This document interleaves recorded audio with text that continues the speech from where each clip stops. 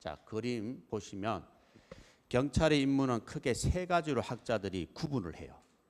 법에 나와 있는 경찰의 임무를 가지고 우리 학자들이 경찰의 임무를 크게 세 가지로 나눕니다. 그게 바로 첫 번째가 뭐예요?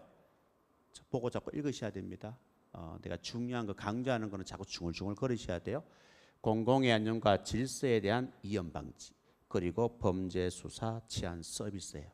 크게 세 가지를 학자들이 경찰의 임무다라고 이야기를 하고 있어요.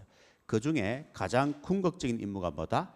바로 첫 번째, 공공의 안녕과 질서에 대한 이연 방지. 요게 궁극적인 임무다. 이것도 경찰의 임무지만 궁극적인 임무는 바로 첫 번째 나와 있는 임무가 되는 거예요. 아시겠죠? 그러면 궁극적인 임무는 세 가지로 나눌 수가 있어요. 세 가지로. 바로 세 가지가 여기 다 나와 있어요. 공공의 안녕, 공공의 질서, 이연 방지. 그대로예요. 공공의 안녕, 공공의 질서, 이연 방지. 그 시험에는 여기서 나온다 이 말이에요. 여기서 나오는 것이 아니고 궁극적인 임무 세 가지에서 시험에 나온다. 그러면 궁극적인 임무 세 개 중에서 가장 기본적인 임무는 뭐예요? 빨리 말을 하세요. 그렇죠. 공공의 안녕이다. 말을 하셔야 돼요. 그래야 머릿속에 딱 박힙니다. 눈으로 보는 공부는 하지 마세요. 그 소음 공부 그래 안 됩니다. 내가 20년 이상 강의를 했다 그랬잖아요. 그죠? 얼마나 많은 학생들을 가르치고 그죠? 경험을 했겠습니까? 중요한 거는 자꾸 강조하는 거는 자꾸 입으로 해야 돼. 왜? 그게 정답으로 나오기 때문에 그렇습니다. 자, 궁극적인 임무는 세 가지인데 그 중에서 가장 기본적인 임무는 공공의 안녕이다 이 말이에요. 아시겠죠? 그러면 지금부터는 요거 순서대로 공부할 거예요. 물론 이것도 시험에 나오고 이것도 시험에 나오고 나옵니다. 이 중에서 가장 시험에 잘 나오는 거는 이거예요. 그 다음에 이게 시험에 잘 나오고 얘는 가끔 나와요. 왜? 이거는 공부할 내용이 별로 없습니다. 없으니까 가끔 나오고 이거는 공부할 내용이 많으니까 많이 나오고 이거는 그냥 보통이니까 보통으로 나와요. 다 이유가 있는 거예요. 시험엔 많이 나온다, 적게 나온다 하는 것은. 알겠죠? 자, 그럼 지금부터는 이제 공공의 안녕을 배우겠습니다. 어저께 빔이 좋은데 이게 더 안 익숙해. 어제 거는 부산에서 하는 빔 포인트와 똑같아가지고 익숙했는데 나는 좀 큰 걸 좋아해. 묵직하고 이런 걸 좋아하지 조그만 이런 걸 싫어해요. 그래서 뭐 만지기 힘들어요. 예, 차도 요새 놓으면 좀 현대식 버튼식이잖아요. 맞죠?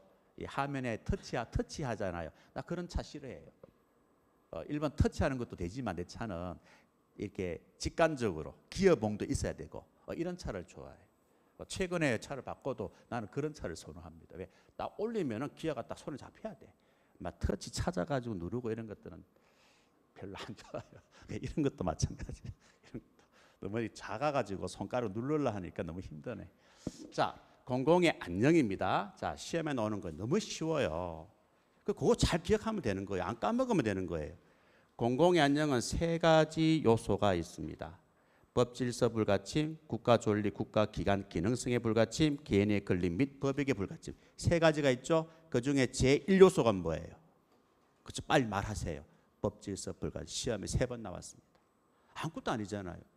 이게 제1요소라 하면 틀리잖아. 이게 제1요소라 하면 안 되잖아. 제1요소는 법 질서 불가침이다.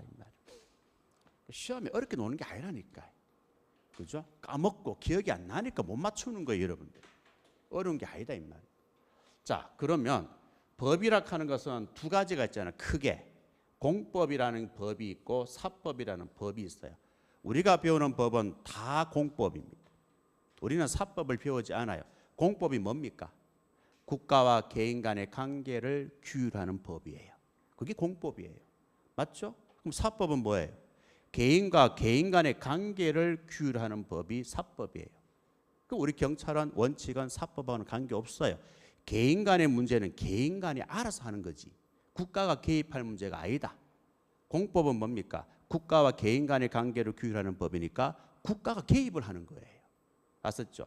그래서 우리 경찰학 개론에서 배우는 법, 그 다음에 형사법, 헌법 전부 다 공법이다라고 여러분들이 이해를 하시면 됩니다. 자, 그러면 여러분이 배우는 형법을 누군가가 위반했다. 형법은 공법이잖아요. 누군가가 위반하면 여러분 경찰이 어떻게 하실 거예요? 당연히 개입을 해야 됩니다. 맞잖아요. 법을 위반했으니까 여러분 경찰이면 법 집행을 해야 될 거 아니에요. 법 집행하는 게 개입하는 거잖아요. 무조건 개입해야 돼요. 그러면 여기서 시험 문제가 나옵니다. 그러면 경찰은 누군가가 법을 어겨야만이 개입합니까? 누군가가 법을 어겨야만이 경찰 활동을 할 수 있습니까? 그건 아니잖아요. 우리 경찰은요, 누군가가 법을 어기면 개입하는 것은 당연한 거고요. 평소에도 수사활동, 정보활동, 보안활동을 할 수가 있다 없다? 있다 이 말이에요. 그래서 시험에는 여기 나오는 거예요. 형법적 가벌성 범위 내에서만 국한된다 하면 안 돼요. 가벌성 범위 내에만 국한되는 것이 아니다라고 하셔야 됩니다. 그래서 국한된다 해가지고 시험에 나왔다 이 말입니다. 그럼 틀리는 거예요. 알겠죠? 누군가가 법을 어겨야만이 경찰이 그때부터 활동하는 것이 아니고 평소에도 수사활동, 정보활동, 외사활동 이런 것들을 할 수가 있다는 것을 알아두셔야 됩니다. 이해하셨죠? 자, 그 다음에 두 번째, 사법을 위반했다. 자, 원칙은 사법은요, 경찰이 개입하면 안 돼요.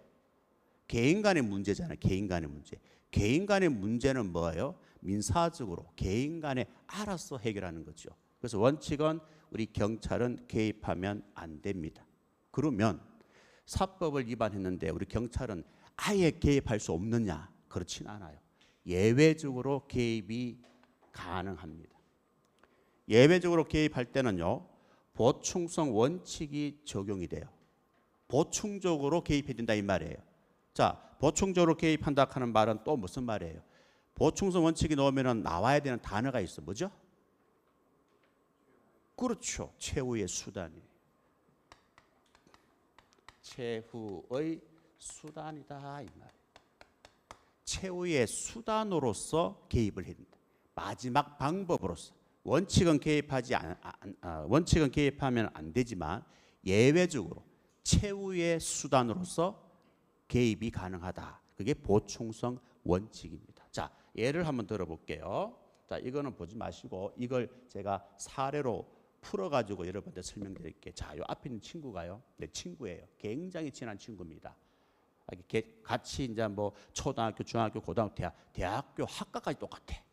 계속 따라다니 붙어가지고 대학교까지 졸업한 거예요. 그리고 사회에 또 진출을 합니다. 나는 대기업에 입사를 했고 이 친구는 아직 취업을 못한 거야. 미안합니다. 예를 들어서 내 친구 아니잖아, 그지? 예를 들어서 그래서 이 친구가 자꾸 이제 취업이 안 되니까 힘들잖아요. 나는 잘 나가고 있고. 그럼 이 친구 나한테 도움을 요청하는 거 너무 친하니까. 아 그래? 그럼 내가 좀 생활비 좀 대줄게 해가 돈을 한번 요청할 때마다 한 번 주다가 나도 이제 갑자기 좀 뭔가 돈이 필요한 거예요. 더 이상 도와줄 수가 없는 거예요. 아시겠죠? 자, 그런데 이해보다는 이해가 좋겠습니다. 내가 다른 예를 들을게요. 그게 더 여러분 편하겠네요. 내가 이 친구한테 1억 원을 빌려줬어요. 너무 친하니까. 1억 원을 빌려줬는데 이 친구가 1년 후에 갚겠다. 그 대신 내한테 이자를 주겠다는 거예요. 친구니까 10% 받을 수 없잖아요. 그래서 은행 이자 정도만 주라 해가 한 5% 받습니다. 처음에는 한 달, 두 달은 50만 원 잘 돌아왔어요. 근데 3개월째 되니까 이 친구가 돈을 안 주는 거예요. 전화해 보니까 전화가 안 되는 거예요. 집에 찾아가 보니까 이사를 가버린 거예요. 야, 큰일 났다 이 말이에요. 그리고 이제 1년이 지났어요. 2년이 지나서 연락이 안 되니까 나는 못 받잖아요. 그 과정에서 나는 굉장히 어렵고.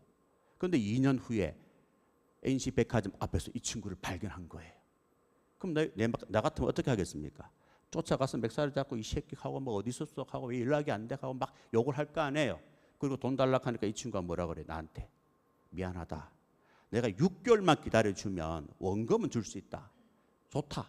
그러면 네 지금 살고 있는 주소와 전화번호를 나한테 알려달라. 그런데 이 친구가 뭐라 그래요? 그거는 힘들다 이렇게 노는 거예요. 그럼 내가 돈을 어떻게 받아요? 이 친구 연락처도 모르고 또 잠적하면 돈을 받을 수 있는 길이 없잖아요. 그럼 여러분들 주소를 알아낼 수 있는 방법이 어떤 방법이 있어요? 칼을 들이댑니까?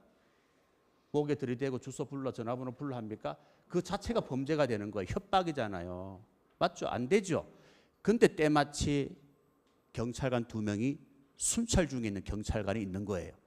그 경찰관을 정지시켜서 내가 이 사정을 이야기하는 거예요. 자, 경찰관 도움 없이는 내가 이 친구의 주소와 전화번호를 알아낼 방법이 있다 없다? 현재로서는 없어요. 맞죠?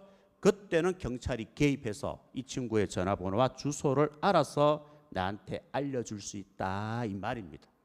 무슨 말인지 아시겠죠? 그때는 예외적으로 개입이 가능한 거예요. 사실은 이런 공부가 여러분 실무에서는 정말 중요한 공부예요. 근데 이런 건 또 시험에 안 내요. 또 출제하는 사람 매일 뭐 대륙법계 경찰 개념 형식과 실지 그거는 실무에 가면 아무 필요 없어요. 시험을 위해서만 공부하는 거예요. 그런데 이거는 뭐예요? 이런 내용들은 실무에서도 필요한 거예요. 그러니까 이런 것들을 사실은 시험에 많이 내야 됩니다. 그런데 조금 아쉬워요. 알겠죠? 아쉬워. 내가 대학교 교수할 때는 내 옆방 교수가 출제위원이었거든요. 근데 그거 잘 알죠? 왜? 내 한 학기 내 후배니까요. 후배가 이제 출제위원했는데 이제 내가 출제하면 여러분 큰일 납니다. 여기 학원 강사 출신이 대학 교수가 됐잖아요. 출제위원 들어가면 큰일 나요. 구석구석 다 알아요. 맞죠? 그런데 그냥 대학 교수는요. 자기 전공만 잘 알아요. 자기 연구한 분야만 잘 알지 사실은 구석구석 몰라요. 알겠죠? 우리 같은 사람이 대학 교수 되면 큰일 나죠.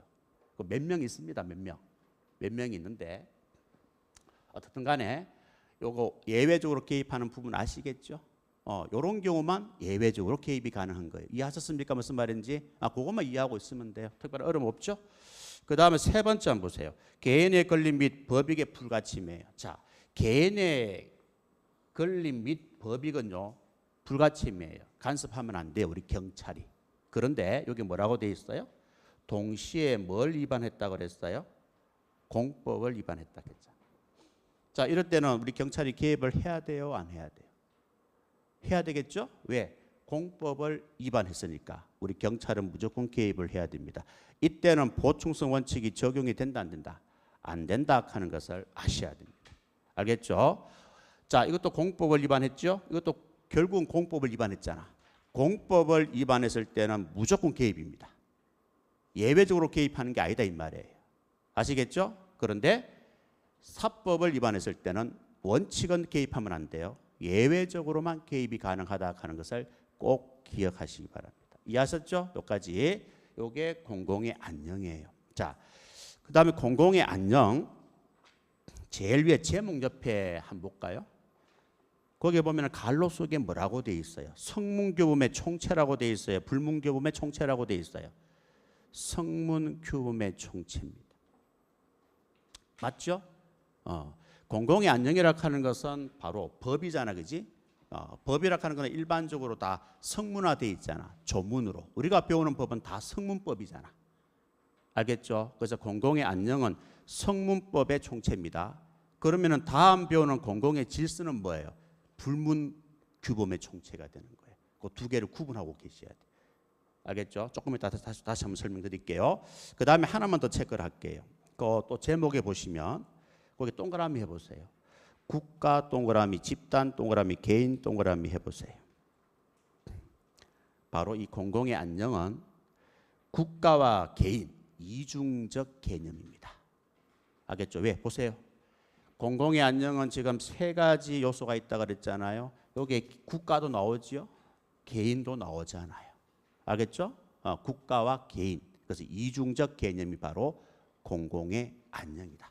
공공의 안녕이라고 하는 것은 국가에 대해서만 이야기하는 게 아니에요.